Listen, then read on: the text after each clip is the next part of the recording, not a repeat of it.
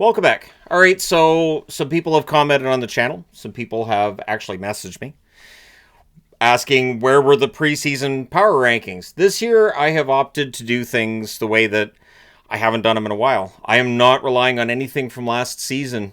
These power rankings are simply how I think the teams did this week. So 1 through 32 is highly subjective. It is very much subject to change as well. I expect dramatic shifts from one week to another, but this is the starting point. Week 1, and we start out with number 32. I also want to say this Pittsburgh Pirates jersey is just because when I do the power rankings, the jersey I wear is for the team that's moved up most, and this early, nobody's moved. So there you go.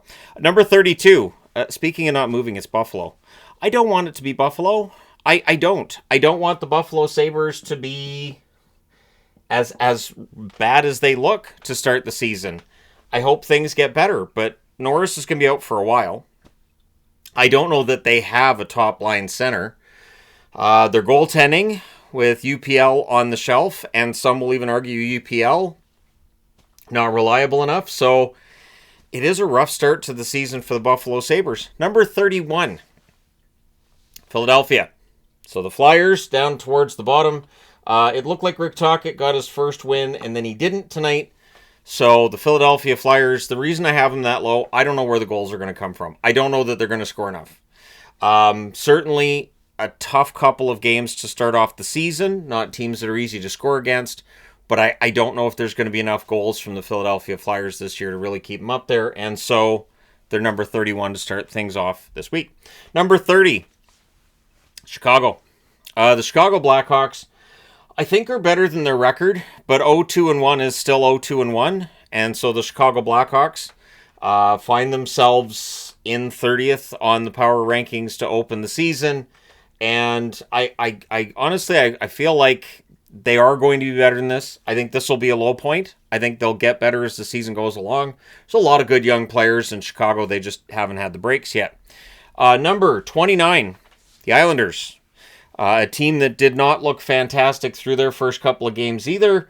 The New York Islanders, there's still reason to believe if you are a fan and you believe they're going to make the playoffs, there's no reason to think necessarily this first couple of games changes anything. But I don't see them as a playoff team, and what I've seen in the first couple of games hasn't really changed things in my opinion either.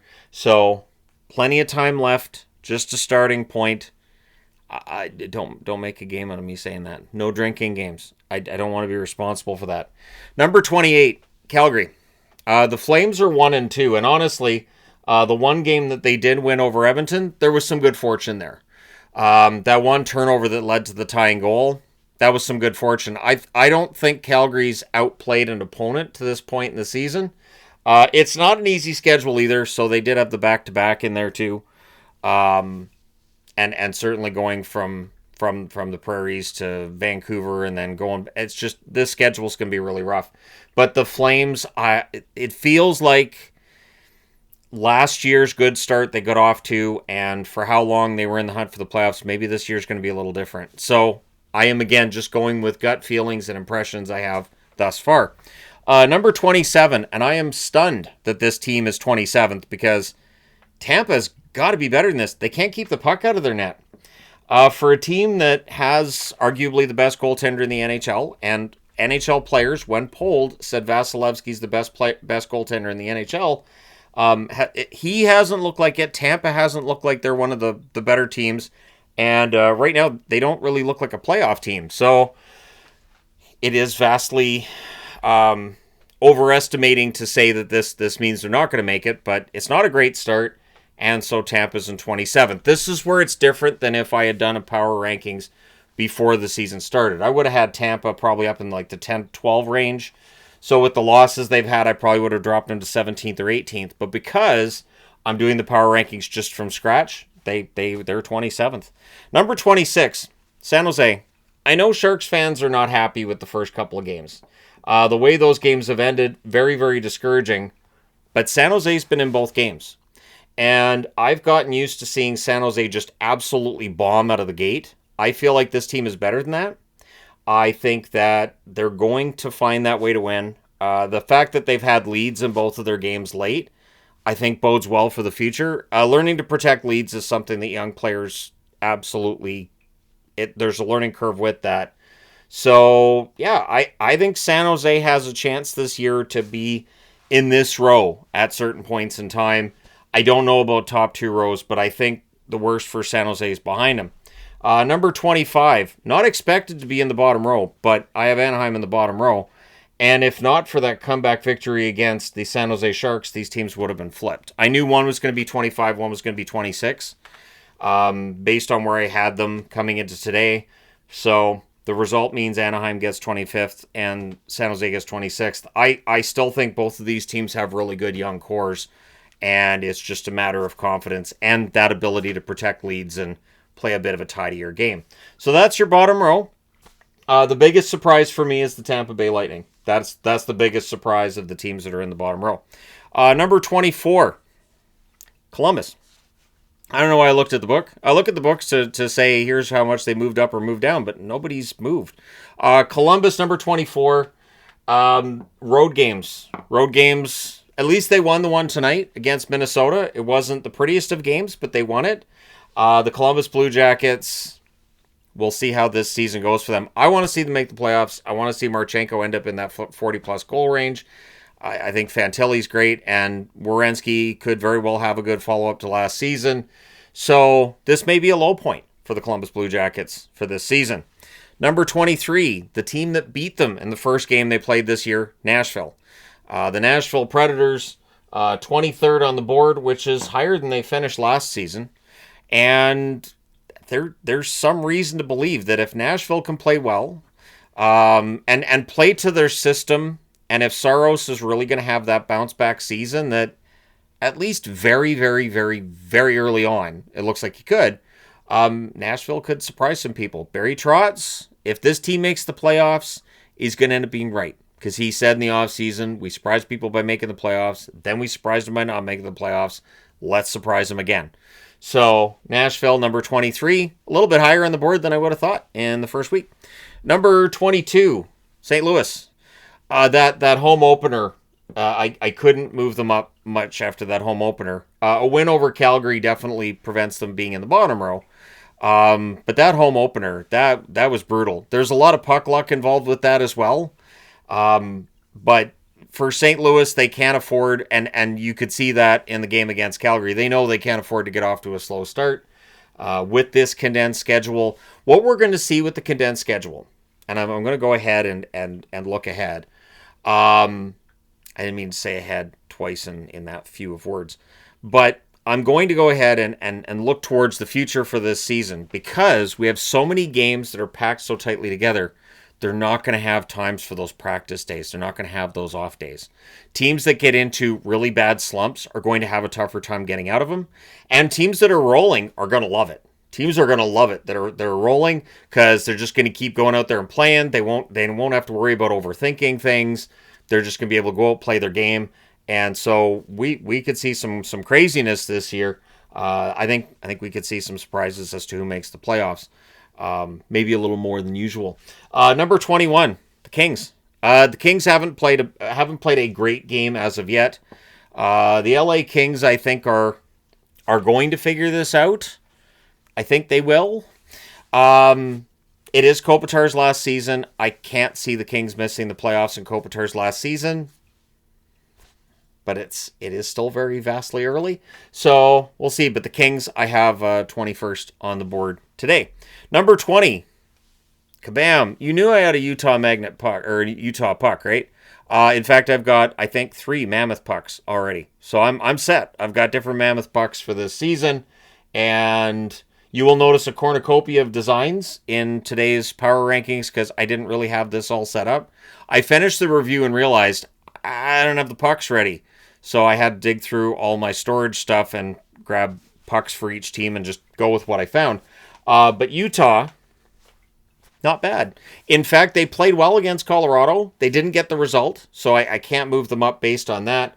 But Utah is definitely a team to keep an eye on. They did get the comeback today, so Utah may very well end up being that team that was expected before this season. Speed, skill, that's there, the determination, and it's just a matter of getting the results that's going to push them up into those top 2 rows. Number 19, New Jersey. The Devils, not fantastic games they've played so far, but the results are okay. So for New Jersey, I think they're going to get better as the season goes along. They are one of those teams I think will get better. A lot of good young talent there. They got good goaltending. And so New Jersey 19, would I be surprised if that's a low point for them? No. But based on the early results, that's where I have them. Number 18, Vancouver. So the Vancouver Canucks are an interesting study. There are fans who believe, yep, playoffs. They should be in the playoffs. Others who think no. I think tonight against Edmonton, you saw Edmonton's the better team, which is okay. Like, it's not the end of the world that Edmonton's better than Vancouver because Edmonton's back-to-back Stanley Cup finalists. But Vancouver's got some work to do. And 15 shots in a game, even if that team's better than your team, it's not going to cut it. So I would expect to see Vancouver work on their systems a little bit more. I don't think they're going to be a lot of fun to watch this year. I think Vancouver's going to, if they win games, there's going to be a lot of 2-1, a lot of 3-2, a lot of grinding games. And with the way Demko's playing in net, they might be able to make that work. But at this point, I have them 18th. 17th, just outside the top 16, of course, the Ottawa Senators. So the Senators, decent start. They won their first game. They did not win tonight because Florida is Florida. And you can't get into that kind of trouble against Florida. Of course, they beat Tampa. Big part of the reason Tampa's down there is just, I mean, Ottawa scored those goals against Tampa. Good on them. Then they had their struggles tonight against Florida. I felt like 17th was the right spot. So that's your bottom half for the power rankings today. I don't even have like last year's power rankings where everybody finished. I decided no, this is all fresh. It's completely fresh. Number 16, moving into the top 2 rows, Seattle. Now, Seattle's currently 2-0. They are leading the division. They are leading the Pacific Division currently. I don't know if they're going to be a playoff team or not. So they have the win over Anaheim, then they get the win tonight in overtime against Vegas.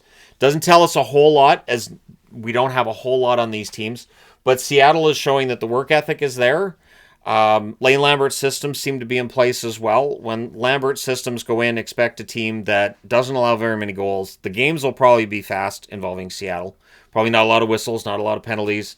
I do wonder if there's going to be enough goals to sustain it, and I do wonder about the goaltending. Decord's very good, but with that condensed schedule, you're going to need Grubauer to be very good as well. And so they're going to be banking on a comeback season from Grubauer as well. Number 15, I'm very surprised Pittsburgh is this high on the board. But I couldn't not have Pittsburgh in the upper half because, as I've said, this is from scratch. So based on the first 3 games of the season and them having won 2 of the 3 games, I feel like 15th is the right spot for the Pittsburgh Penguins. We'll see how things go from here for them. But 15th is their starting point. And just ahead of them, because I feel like from the 2 games between the 2, I would give the Rangers the edge. The Rangers lost the first game. The Rangers won tonight. It was a blowout. I do think the Rangers are the better team. The Rangers are 2-1. The Rangers' other win was over Buffalo. The Rangers have not had a tough schedule to this point. When the games get more difficult, that'll be a big test for the Rangers. But if you're getting those points against the lower teams, and if you're pushing yourself up in the standings, you get yourself a little bit of a cushion, and then you don't have to worry so much if you lose a game against a Carolina or you lose a game against Florida. It doesn't hurt as badly if you've got those points you got against the lower teams. So we'll see if things get more difficult for the Rangers. But at this point, I have them at 14. Number 13, Toronto. I don't know. As good as they looked in their first game, they did not look good in their second game. I think they're still finding their way. Obviously, things change dramatically when a player of Mitch Marner's caliber leaves the team. It changes your offense. It changes the way your game works. It's very early in the season. I'm not entirely surprised to see Toronto go into Detroit and not play their normal game. So for the Toronto Maple Leafs, having them at 13th, I feel like it's the right spot for them at this point. Like, it's vibes right now. It's only a couple games into the season, and Detroit is barely ahead of them because Detroit beats them. I thought Detroit had a much better effort in Game 2 than they had in Game 1. whole game 1 was bad. But game 2 was much better. But who beat them? Who was it that beat them in game 1 again? Right, yep. Montreal. So see what I'm doing here? I've got Toronto at 13, Detroit at 12, and Montreal at 11. So this is the Atlantic Division showing that it's pretty strong. And this is where, for Tampa, they have to be careful with this slow start, because if things get bad and if these teams start, playing really well, I do think Detroit is a sleeper in the East. I'd go that far. But Montreal looks good. Montreal absolutely looks good. It looks like they're going to build on last year. And they're 2-1 to this point in the season. So, yeah, we'll see how things go for them. But so far, so good. Number 10, Capitals. Capitals had a tough start against the Boston Bruins. I felt like Boston just played a really good system against them. I thought Boston played Washington's game against them. Washington's game from a couple years ago. But the Caps they're a very good team. They showed that against the Islanders tonight. And Washington's system may not be the most fun in the league to watch, but it is very effective when it's working, and it was working tonight against the Islanders. So, Capitals get 10th in this week's power ranking. So what's the one team that did not make it into the top row? Minnesota. Minnesota did not make it into the top row. They're 9th. The 5-0 win over St. Louis, there was some luck involved there, sure. But, I mean, the loss against Columbus hurts them and keeps them out of the top row. I think Minnesota's going to be fun to watch. I think Kaprizov's going to rewrite the record book for Minnesota forwards this year. For goals, for assists, for points, if he could stay healthy. And I know for some people that's the knock on him. But, yeah, if Kirill can play like this throughout the whole year, Minnesota's going to be tough. And Gustafsson looks pretty good early, too. I know the numbers were ugly by the end of the night, but I don't know how much I'd put that on Gustafsson, and I think I'd be more likely to put that on the defensive side of things. So we get into the top row. And at number 8 is the Vegas Golden Knights. Vegas have only won one of their first 3, but they haven't lost in regulation.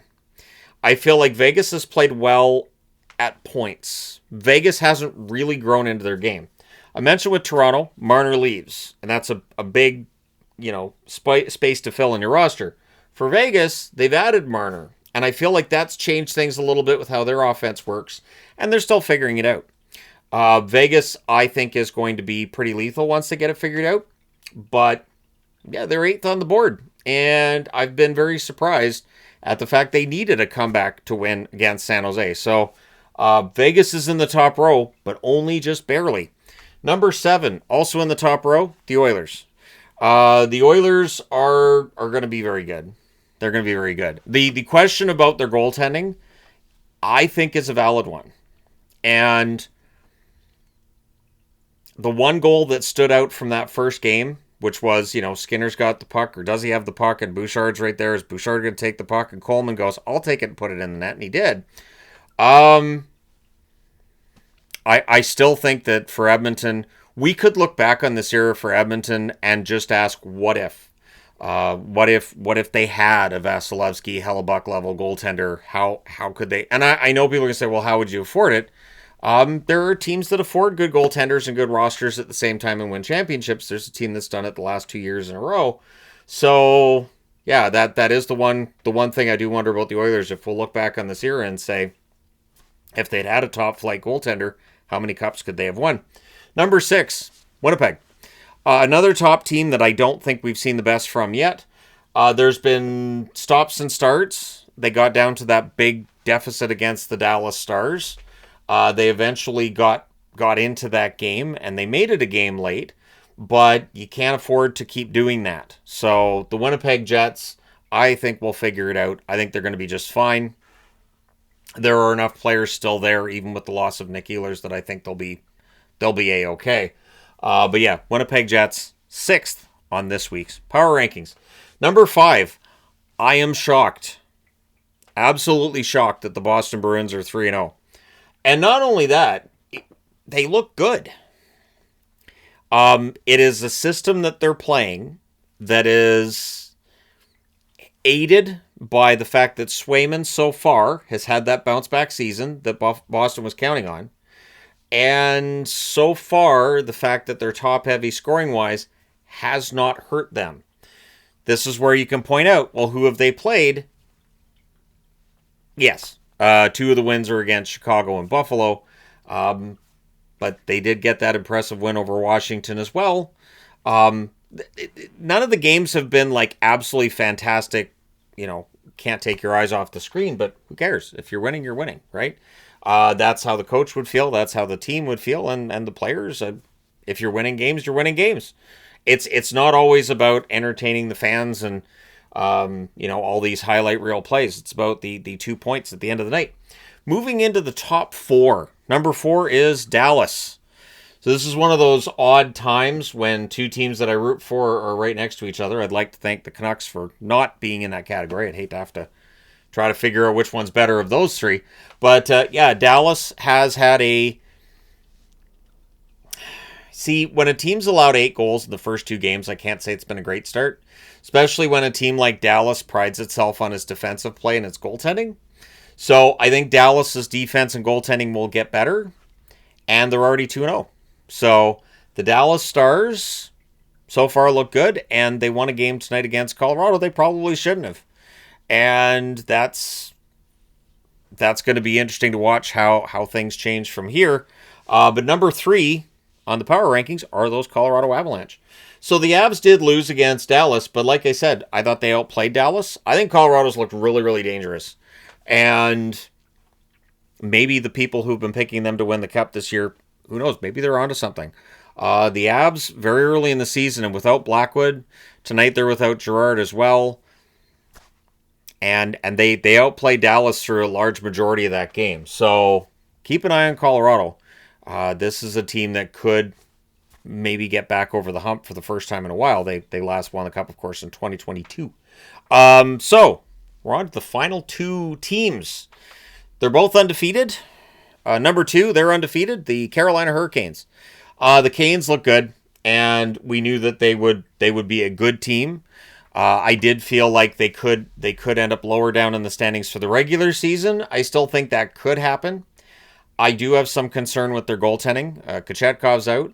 I don't think Anderson looked fantastic in that game tonight, so we'll see how things go for Carolina going forward.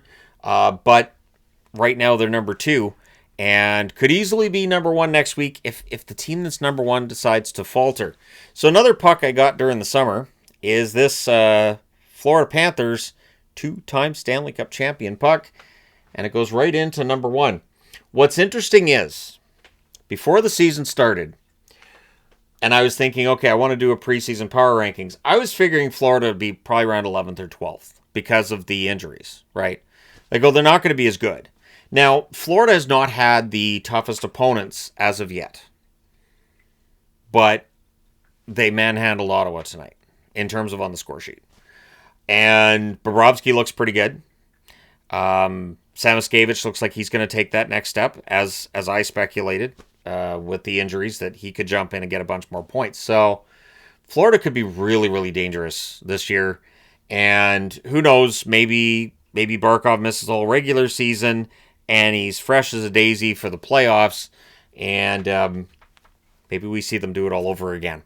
But either way, that is the first power rankings of the 2025-2026 season.